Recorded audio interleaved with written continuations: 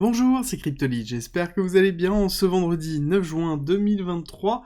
Aujourd'hui, nous sommes dans la quotidienne pour parler de plusieurs choses. Forcément, la SEC, on va parler de ce qui est en train de se passer, on va parler aussi de la semaine prochaine au niveau de la macro, parce qu'il y a beaucoup de choses qui arrivent, et on va aussi se poser la question, est-ce que oui ou non, il va avoir un impact sur certains altcoins, notamment on va parler de Polygon, de Matic, voir est-ce que oui, il y a un impact suite à ce qui est en train de se passer au niveau des USA, il va falloir comprendre réellement la schématique qui est en train de se structurer au niveau des cryptos, et ensuite on ira voir comment le cours va se déplacer, notamment ce week-end et la semaine prochaine, avec les nouvelles macros que l'on a, vous allez voir qu'on est quand même dans un setup qui est très particulier, et ça commence tout de suite.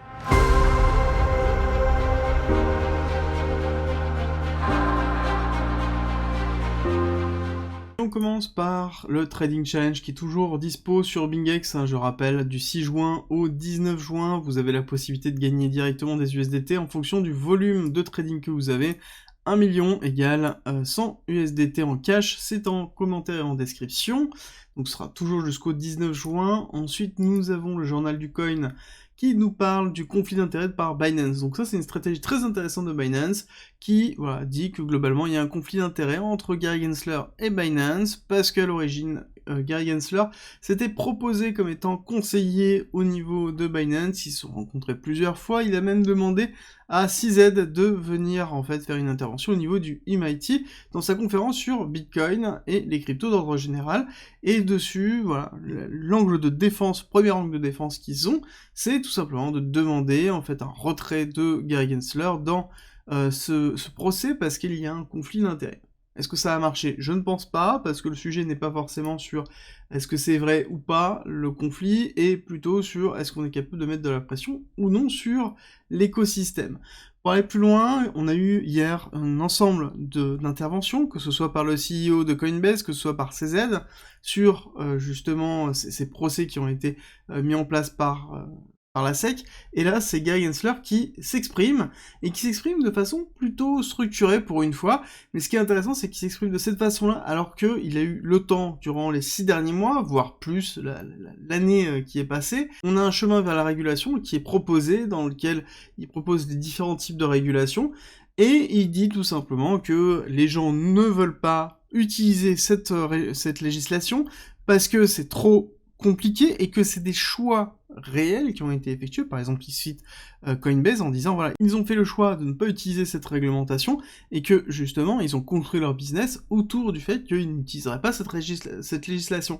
Et ce qui est intéressant, c'est que du coup, il confirme aussi ce qui est en train de se passer au niveau de Binance. Il définit que la discussion, et en tout cas le procès qui est en train d'être tenté sur Binance, n'est pas que sur les cryptos, il est surtout sur les malversations supposées de CZ dans l'utilisation des fonds des utilisateurs. Là-dessus, c'est très important parce que ça dénote totalement de ce qui est en train de se passer sur Coinbase versus Binance, c'est deux choses séparées. Et d'ailleurs, en parlant de Binance, j'aimerais vous préciser que là-dessus, il y a aussi un certain nombre de choses qui sont en train de se mettre en termes de pression.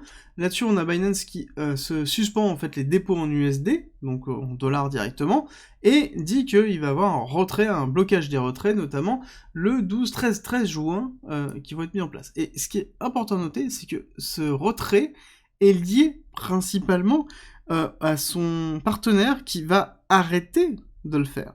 Donc je pense que très fortement, nous avons une pression qui est effectuée sur les acteurs qui touchent à la crypto. Un peu la même idée que ce qui est en train de se passer sur Signature Bank, enfin ce qui s'est passé sur Signature Bank, dans lequel le repreneur ne devait pas toucher de crypto, de près ou de loin. Et c'est un petit peu la même idée, je pense que là, ça a rendu Binance totalement toxique sur tous les acteurs qui se trouvent, en tout cas, intégrés sur du dollar, et donc derrière, ça va être très compliqué pour le géant, en tout cas aux USA, de pouvoir s'en sortir.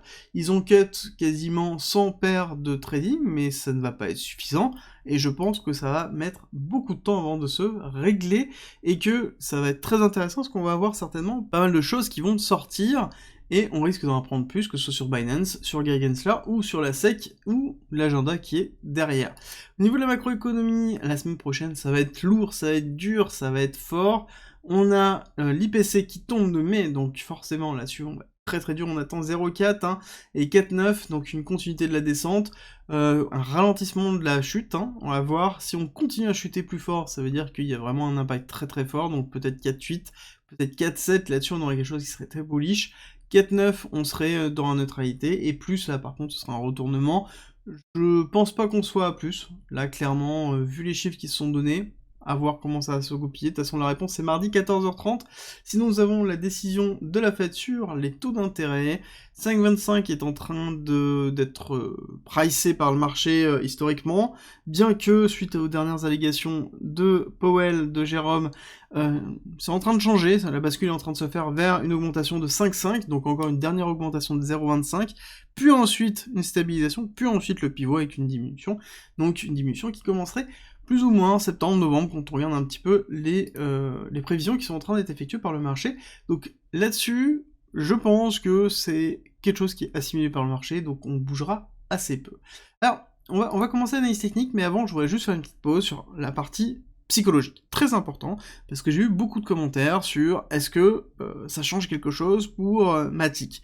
Est-ce que je dois vendre mes Matic, par exemple. Donc là, ça a été donné autour de Polygon Matic, mais c'est le cas pour toutes les autres cryptos d'ordre général. Alors, là-dessus, il faut bien comprendre quelque chose. Et la réponse que j'ai donnée en commentaire était la suivante. Est-ce que le fondamental a changé? Est-ce que le fondamental de Polygon, des autres cryptos en général, a changé? Non. Actuellement, ce qui est en train de changer, c'est le fait que, aux USA, il y ait une réglementation particulière pour l'utilisation de ces cryptos. Si c'est des securities, ça ne veut pas dire qu'elles sont interdites à la vente. C'est deux choses séparées. Ça veut dire que la réglementation qui est autour est différente. Ça veut dire aussi que les types de capitaux investis ne sont pas les mêmes types d'investisseurs. Mais derrière, il faut bien comprendre que l'idée générale qui se trouve autour de ça est juste une pression qui est en train d'être effectuée au niveau de la crypto-monnaie dans le général. Mais le fondamental n'a pas changé. Donc ça sous-entend que là-dessus, il faut se poser la question, est-ce que vous avez acheté parce que le fondamental vous plaît, parce que la technologie Polygon vous plaît, parce que derrière, les gens qui sont en train de pousser Polygon et de développer Polygon vous plaisent, le projet en lui-même vous plaît, bon, là, vous avez aucun intérêt à alléger votre bague. Par contre, si vous êtes dans une forme de spéculation pure et dure, bah oui, on va arriver dans des zones de rechargement pur au niveau de Polygon Matic, on est en train de s'enfoncer, mais ce qui est classique, et là je vais bientôt faire une analyse justement à 13h30 de Polygon Matic pour vous donner les dernières informations, mais en l'occurrence, on est dans des zones qui sont classiques. Voilà, on n'a pas de rupture, que ce soit technique, que ce soit fondamental, parce que technologiquement on n'a pas eu de rupture, la blockchain Polygon fonctionne toujours très bien, les projets ZKEVM fonctionnent super bien, on est en train d'être intégré sur pas mal de choses, enfin, bon, voilà, technologiquement, oui, mais par contre, oui, en termes de régulation, il y a un impact qui est en train d'être effectué sur le marché US, sur le marché canadien, sur le marché anglo-saxon, ça risque d'arriver, voilà. Mais derrière, le fondamental n'a pas changé. Posez-vous bien cette question, prenez du recul. C'est très important, parce que oui, il y a une pression psychologique qui est en train d'être effectuée. Vous posez la question, est-ce que c'est le bon choix? Est-ce que je dois vendre? Est-ce que je vends pas? Est-ce que ça va repartir ou pas? C'est les mêmes discussions que l'on avait lorsqu'on était dans une chute effective, quand on était dans cette zone-là, ici, hein, forcément, quand on était à partir du 21 juin, quand on a eu FTX, enfin, quand on a eu tous ces événements-là, on s'est posé ces mêmes questions. C'est le même principe, nous sommes dans un événement qui est du coup pas fondamental, mais qui est, on va dire, dans le cadre des news, donc là-dessus, on prend du recul, on laisse la poussière retomber, et on voit exactement quelle est la situation. Là, il n'y a pas de raison d'agir, en fait, en tout cas, sur le coût de l'émotion. De toute façon, dans tous les cas, on n'oublie pas, on n'agit jamais sur le coup de l'émotion, et il faut toujours prendre bien du recul. Alors, on continue cette fois-ci plutôt sur le Bitcoin, on revient sur notre vision, on voit qu'on est toujours dans ce beau canal descendant, dans lequel on a fait même, on pourrait dire, une rupture baissière, retest, cassure baissière, suite à cette trendline, et on est bien dans une confirmation du canal qui est en bas, dans lequel on est dans une latéralisation, suite au mouvement haussier et baissier que l'on a eu, quand même par rapport à la news de Gary Gensler. Je voulais juste bien vous remettre en tête, hein, news de Gary Gensler, cassure baissière, réaccélération, rachat entier, on clôture au-dessus de la bougie précédente, ok, excessivement positif, dans lequel après on retrace de 50, et on est en train de se structurer ici classiquement. Donc là, on va regarder, en une heure, on voit bien que dans le retracement, on a bien retouché 50, 618, là on est dans une restructuration haussière, on est allé rechercher ici un order block, donc ça par contre c'est pas forcément positif, ça veut dire que on est plus dans une tendance baissière, mais on voit qu'on arrive à tenir. On est allé chercher la liquidité basse, ok, mais on tient. Le fait de tenir ici sous-entend très fortement que on a quand même quelque chose qui est résilient malgré ce qui est en train de se passer. Et ça, c'est quelque chose que je vous répète déjà depuis un certain temps, BTC est résilient par rapport à ce qui est en train de se passer. Ce qui est en même temps logique, parce que ce qui est attaqué, ce n'est pas BTC, c'est l'ensemble des altcoins, c'est l'ensemble des cryptos qui peuvent être considérés comme des securities. BTC n'est pas considérée comme une securities, elle a été définie comme étant une commodities. Ethereum est toujours entre les deux. Clairement, à un moment donné, elle a été définie comme commodities par certaines personnes, mais bon, on sait que Gary Gensler considère plus ou moins Ethereum un peu entre les deux. Il n'ose pas dire que c'est une securities, mais pour lui, je pense qu'on est totalement dedans.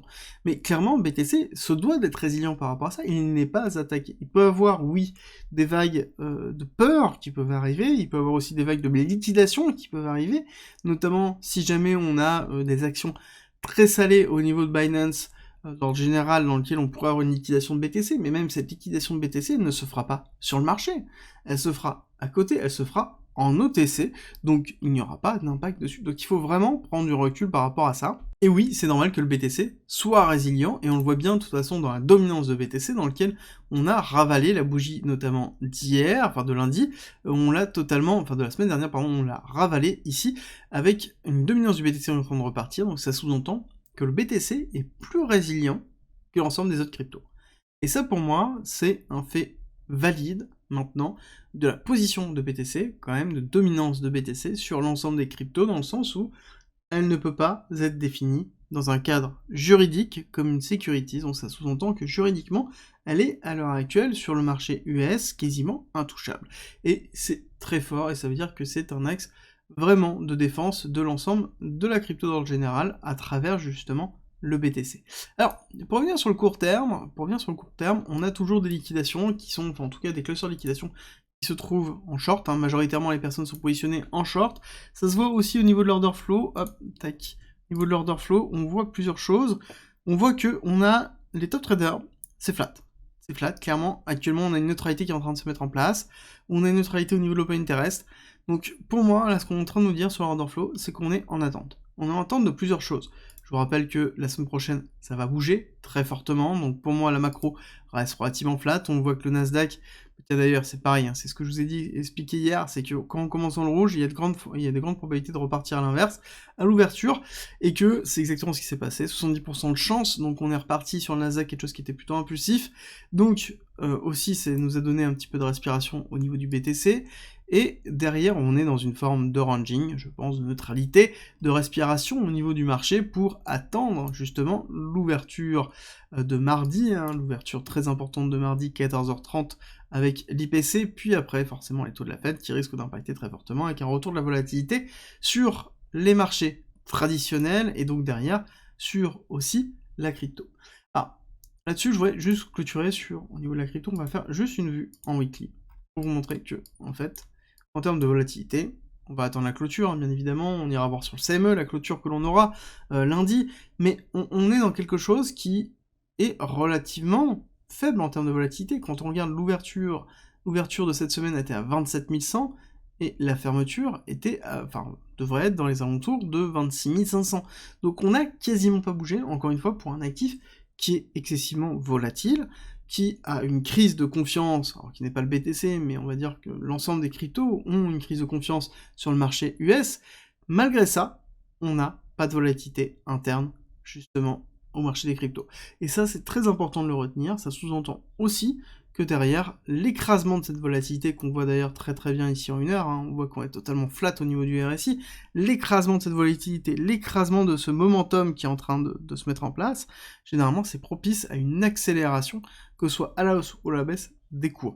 Donc on comprime la liquidité pour pouvoir ensuite faire le mouvement. À l'heure actuelle, où se trouve la liquidité? C'est des liquidités de shorter, il y a très peu de liquidités de longue à l'heure actuelle, parce que majoritairement, les personnes sont dans cette vision d'une continuité baissière, ici, dans ce canal baissier très fort, une volonté et une idée de se dire, ok, on va continuer à aller chercher plus bas pour retravailler, pour repartir plus bas, et ensuite, jusqu'à ce qu'on arrive sur des niveaux de support suffisamment forts d'achat, de rechargement, dans lequel on aura des rechargements.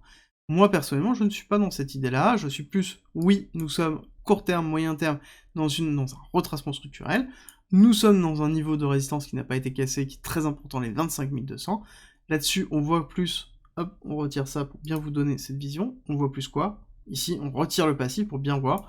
On voit quoi? On voit une zone de consolidation, on voit une zone de ranging, malgré une pression baissière très forte, malgré des nouvelles très mauvaises, pas seulement sur BTC, mais sur l'ensemble des cryptos. Bon, pour moi, je trouve qu'on est plus dans une forme de résilience, il va falloir juste tout simplement patienter, et la question c'est jusqu'à quand? Il va falloir vraiment passer un été patient, c'est un petit peu ce que je suis en train de me préparer, c'est un petit peu ce que je suis en train de me dire, et on s'arrêtera là. J'espère que cette vidéo vous a plu. Si c'est le cas, n'oubliez pas de me laisser un like, ça me fait toujours très plaisir, ça aide la chaîne.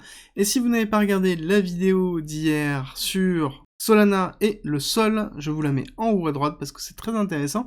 Aussi, nous sommes dans une continuité baissière. La question c'est est-ce que c'est un piège ou une opportunité? Je vous mets la vidéo là, si ça vous intéresse. Et n'oubliez pas, 13h30, Polygon Matic. Et je vous dis donc à tout à l'heure.